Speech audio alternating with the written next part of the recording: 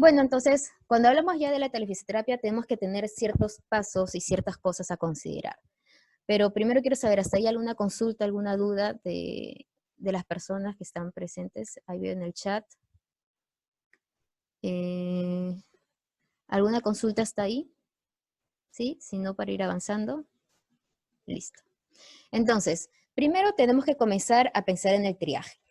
Si vamos a implementar un servicio de telefisioterapia o, bueno, fisioterapia aplicada a la telesalud, tenemos que saber de que tenemos que empezar con un triaje inicial, ya que el paciente no va a llegar al establecimiento de frente, está en su casa y yo en mi casa, entonces los dos estamos en diferentes lugares. En este caso, ¿cómo nos ayuda la tecnología? Nos permite hacer un triaje inicial. Para nosotros puede ser un triaje telefónico, ¿no? Es llamar al paciente y orientarlo en cuanto al servicio. Entonces, esto se puede hacer por teléfono, más adelante se podría hacer de manera a través de un formulario, pero actualmente como no tenemos eso ya previamente implementado, comencemos con el teléfono. Entonces, ¿qué vamos a hacer? Vamos a hacer una atención y selección de pacientes vía telefónica. Siempre hay que tener en cuenta, y es muy importante, la seguridad y confidencialidad de los datos. Entonces, empecemos con la validación. Siempre es importante presentarse, decir quién eres, de qué establecimiento llamas, y identificar al paciente. Quieres comunicarte con tal persona y una vez que te pasen con esa persona o el cuidador, que te digan cuál es su nombre, su DNI, su fecha de nacimiento o algún dato que te pueda ayudar a identificar a ese paciente y garantizar que es el mismo, ¿no? Luego le tienes que decir, ofrecer el servicio, y si acepta el servicio y cumple con los requerimientos tiene un celular, tiene internet, y eso ya, los requerimientos son propios de cada establecimiento. Si yo voy a usar Zoom, tengo que saber que el paciente cumple con los requerimientos para el Zoom. Si voy a usar WhatsApp, que cumpla con los requerimientos para el WhatsApp. Entonces, dependiendo de la tecnología que cada uno va a usar, va a establecer sus requerimientos propios, y eso, si el paciente lo cumple, vamos a pasar al consentimiento informado, que como dijimos antes es decirle al paciente en qué consiste el servicio, cuáles son los posibles beneficios y dificultades, cuáles son los medios tecnológicos que se van a usar y lo que viene con ello, y cómo va a ser la seguridad y confidencialidad de los datos clínicos, ¿no? Finalmente no, después vamos a tener que ver lo de las banderas, el sistema de banderas para fisioterapia, que tiene mucha evidencia científica y no es reciente, ya lleva bastante tiempo. Y finalmente el manejo estándar para lo que es la vigilancia del COVID. En INSE, Salud, cada uno maneja su propio manejo de este tipo de pacientes, así que tiene que adecuarse a esto, ya que tenemos que colaborar con, con la vigilancia epidemiológica de esta enfermedad, de esta infección. Bueno, cuando hablamos del sistema de banderas, yo estoy segura que muchos de ustedes no la conocen, muchos tal vez sí lo han escuchado. Entonces, para simplemente recordarles, nosotros podemos evaluar al paciente y detectar ciertas banderas rojas. Esto no es propio de una intervención, esto se va haciendo todo el tiempo a lo largo del tratamiento. Como la evaluación siempre lo estamos haciendo a lo largo del tratamiento, el sistema de banderas es parte de.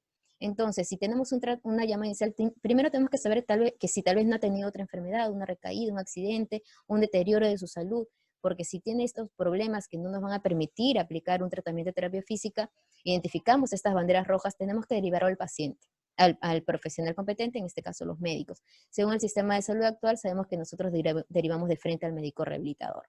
Si encontramos banderas naranjas, estamos hablando de problemas de salud mental, que sean fuertes, que requieran un psiquiatra, un psicólogo, un tratamiento un poco más fuerte, ¿no? Entonces hablamos de una depresión grave o alguna de estas patologías, entonces se deriva al profesional de la salud mental competente. Cuando hablamos ya de banderas amarillas, nos enfocamos ya en los factores psicosociales del paciente. Vemos de que él tiene creencias, valoraciones o juicios sobre el dolor del tratamiento. Puede ser que él no crea en la telefisioterapia, no lo quiere recibir. Puede ser que él quiera que lo toques, que le pongas la mano encima y que lo estés tocando. Entonces, entre estas y otras creencias que puede tener sobre el dolor, no, este dolor nunca se va a ir, este dolor siempre va a estar ahí, ya lo sé, ya me han dicho. Entonces, todas estas cuestiones psicosociales que van a hacer que el paciente pueda responder mal al tratamiento son banderas amarillas, ¿no? Hay que considerarlas. Igual las banderas azules son todas las condiciones relacionadas al trabajo, ¿no? El tema de la influencia del trabajo, ¿sí? El tema ergonómico del paciente, su situación laboral, influye mucho en la presentación de los síntomas o agudización de los síntomas del paciente. Las banderas negras, estamos hablando de problemas económicos, familiares o el contexto que no puedes modificar y que le afecten mucho. No tiene recursos para ir a su atención o ningún familiar lo puede llevar al centro de salud. diferentes aspectos que nosotros no podemos considerar y que va a limitar mucho el acceso al servicio o la continuación del servicio. Y cuando hablamos de las banderas rosadas, hablamos básicamente de los mismos aspectos de las banderas amarillas, pero que son favorables para el paciente. ¿Por qué es importante este tema del triaje? Porque esto nos va a ayudar a categorizar a nuestros pacientes y poder, poder tener un mejor manejo del tratamiento o derivarlo de ser necesario el profesional que le corresponda, un médico, un psiquiatra, o un psicólogo, o al asistente social, o alguien que le pueda ayudar con el manejo de los recursos económicos para cubrir el servicio. Eso nos va a ayudar mucho a encaminar inicialmente y luego a lo largo del tratamiento que se pueden ir presentando nuevos factores, ¿no?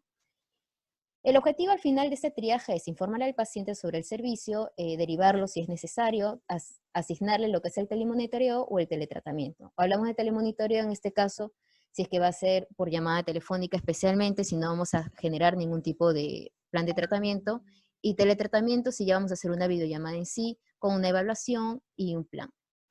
Acá tengo una pregunta. Dice, buenas noches, ¿qué plataforma recomienda para realizar telefisioterapia? ¿En el marco legal autorizan alguna específica? No, el marco legal no especifica ninguna, pero el MINSA o sea, todo lo que trabaja MINSA a nivel de telesalud es Zoom, tienen Zoom para hacer lo que es capacitaciones, para lo que es teleconsultas, lo que utiliza de salud es el Zoom.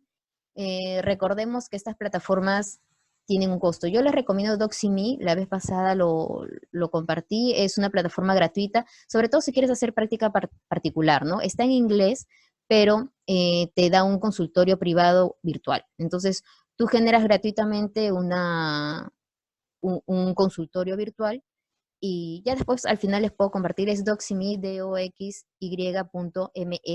Sí, es una plataforma virtual gratuita, ya si tú quieres implementarlo en una clínica o un establecimiento, una universidad, tiene un costo más elevado y es el más usado a nivel internacional, lo utilizan en Australia, lo utilizan en Estados Unidos, lo utilizan en Reino Unido. Entonces, el Doxy.me es una plataforma muy amigable para lo que es telesalud, incluido para terapia física, y existen muchas más, realmente existen muchas más. Pero como les digo, en el marco legal de Perú, lo que se está usando es Zoom. Sin embargo, no es que esté reconocido, sino que pide que tenga ciertos estándares de interoperabilidad y en general la plataforma no está legalizada. No hay ninguna que esté contemplada o recomendada por una ley.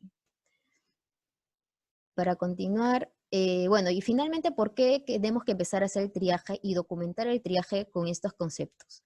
Porque esto nos va a ayudar a tener una primera transformación después de que implementemos telesalud. Si nosotros implementamos la telesalud con un triaje inicial hecho por un fisioterapeuta, con la derivación según las banderas rojas, identificando ciertas cosas, podemos comenzar a hablar del acceso directo, que es una realidad mundial. Sí, existe en Uruguay, existe en muchos países, en Estados Unidos, como digo, el acceso directo o el primer contacto primario con el fisioterapeuta.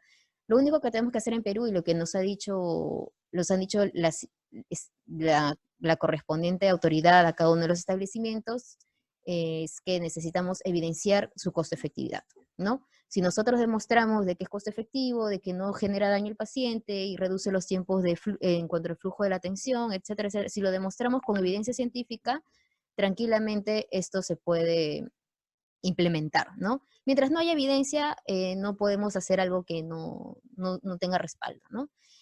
Entonces, si nosotros comenzamos a hacer esto, nos va a ayudar mucho a decir de que los fisioterapeutas podemos ser el profesional de primer contacto porque tenemos la capacidad de derivar al paciente en caso tenga otras patologías que no nos competen, ¿no? Y si demostramos que pasando este primer triaje hacemos un tratamiento y el paciente mejora, entonces tenemos toda la capacidad de evaluar a los pacientes y hacer un tratamiento de manera directa porque no generamos mayor daño, ¿no?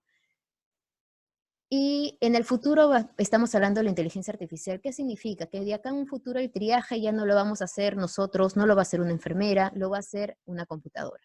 Y aunque parezca difícil o cueste verlo y uno diga, no, pero ¿cómo es posible? Actualmente ya existe el Virtual Lucy en Reino Unido. ¿Qué es? Es un triaje experto para para la fisioterapia. Está financiado por el Estado. Entonces, un paciente, una persona cualquiera, entra ahí, pone sus síntomas y con eso te dice si necesitas ir a un fisioterapeuta o a otro profesional de la salud. En ningún momento participó una persona, ya que hay ciertos algoritmos que te permiten identificar si requieres o no consulta de un fisioterapeuta u otro profesional según tus síntomas, ¿no? Esos son los chatbots también que ahora vemos mucho en WhatsApp. Yo sé que muchos alguna vez han entrado a una página de WhatsApp o un perfil y han querido preguntar y te dice, o hasta para ver si tú podías retirar tu FP, ¿qué decía? ¿Quieres retirar tu FP? Y te pedían tu DNI y todo eso automático. No necesitabas tú empezar a conversar con alguien o escribirle a alguien. Y el chatbot ha resultado mucho más efectivo que los teléfonos. Entonces, realmente son plataformas que nos van a ayudar mucho al triaje inicial y facilitar la capacidad que un paciente tenga de entrar directamente en contacto con un fisioterapeuta.